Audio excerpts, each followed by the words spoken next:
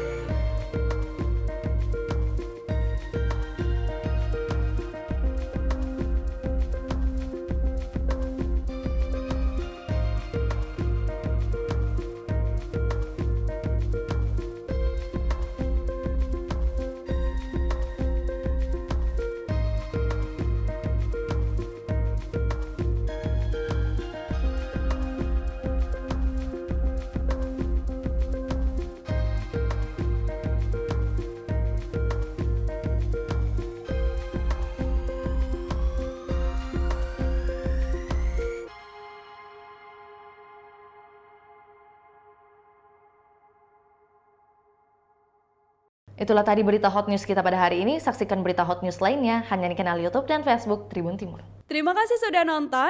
Jangan lupa like, subscribe, dan share ya.